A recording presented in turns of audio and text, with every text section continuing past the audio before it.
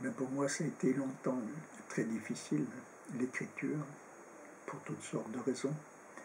Maintenant, c'est beaucoup moins difficile, parce que je me connais mieux, parce que d'autre part, j'ai fini par acquérir un certain métier, parce qu'il y a toute une part artisanale dans l'écriture, donc maintenant je bénéficie de ces années de travail.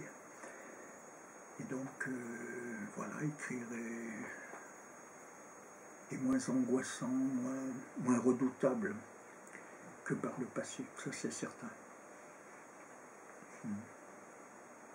À mon sens, quand on écrit, il ne faut penser à rien, sinon à essayer de vraiment capter ce qu'il cherche à se dire et à le mettre en mots avec le maximum de rigueur, de simplicité, de concision, mais je crois qu'il ne faut jamais penser à un lecteur éventuel, ça jamais. Il faut d'abord écrire pour soi, et c'est dans la mesure où l'on est vrai avec soi-même qu'alors peut-être on aura chance de rejoindre autrui. Mais bien sûr, je disais tout à l'heure qu'il y a en moi ce désir d'universalité, donc c'est ce qui va, je dirais, comme façonner mon écriture et qui peut-être la prédisposera à s'adresser à autrui. Mais à aucun moment je ne pense à un lecteur éventuel, jamais. Et à mon sens, il ne faut pas. Oui, bien quand on écrit, bien sûr, on doit avoir cette obsession de trouver le mot juste, l'expression juste. Et ce n'est pas quelque chose qu'on trouve d'emblée. Parfois, il faut beaucoup tâtonner, chercher. On sent que ce qu'on trouve ne va pas et on n'arrive pas à trouver ce qui conviendrait. Donc là, il faut être opiniâtre et parfois je trouve des mots que j'ai cherchés, je les trouve des années après. Et je sais immédiatement dans quel livre, à quel endroit il faudrait que je rectifie ce mot-là. Ça, c'est certain.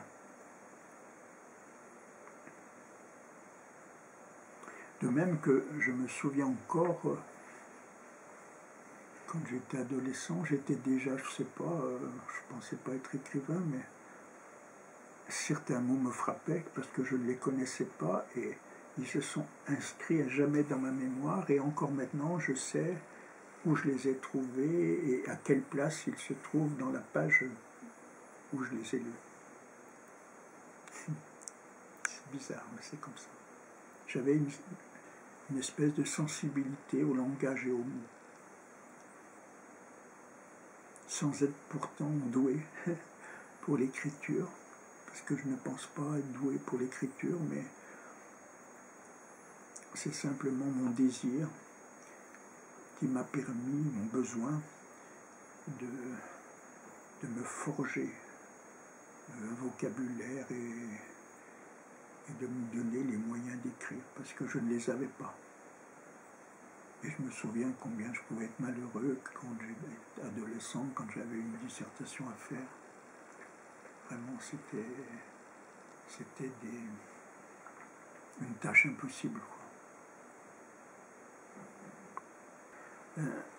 Quand même, dès que j'ai eu 18-20 ans, j'étais travaillé par ce besoin-là. Et je l'ai déjà dit, je l'ai refoulé au maximum parce que je savais que ça n'était pas possible, puis que je ne savais rien de l'écriture, je n'avais jamais écrit. Mais quand j'ai eu 23 ans, alors là, ce besoin d'écrire s'est imposé à moi, mais d'une manière irrépressible. Et je crois même que je peux dire que c'est une question vitale. En même temps que je ne savais pas bien ce que ça signifiait.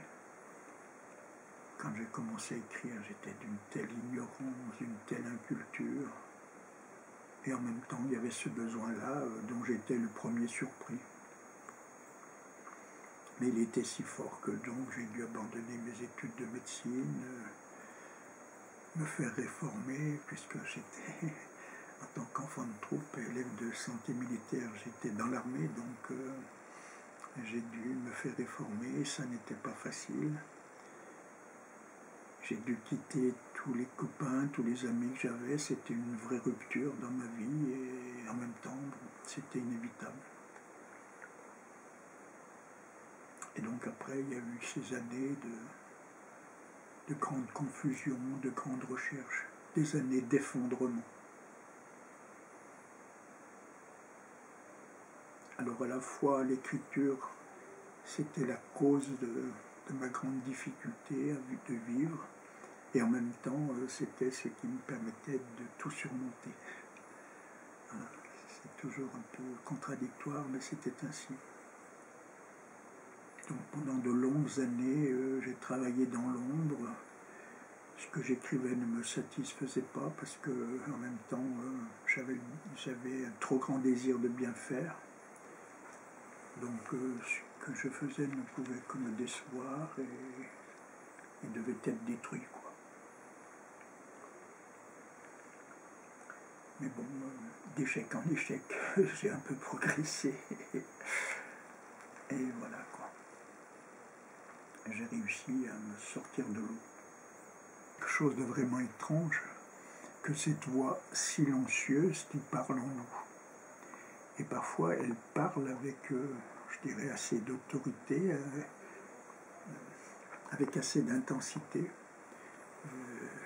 Moi, j'entends des mots, des phrases qui me viennent comme ça. D'ailleurs, la plupart de mes poèmes et beaucoup de mes notes de journal, elles me sont dictées, enfin, pas toutes bien sûr, mais celles qui sont brèves, elles me sont dictées. J'entends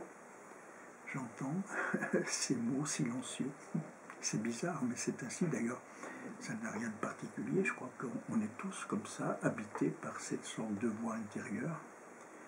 Simplement, l'écrivain, lui, il est celui qui va essayer de l'écouter et de la restituer. Parfois, elle me réveille en pleine nuit. J'entends tout à coup une phrase. C'est bizarre.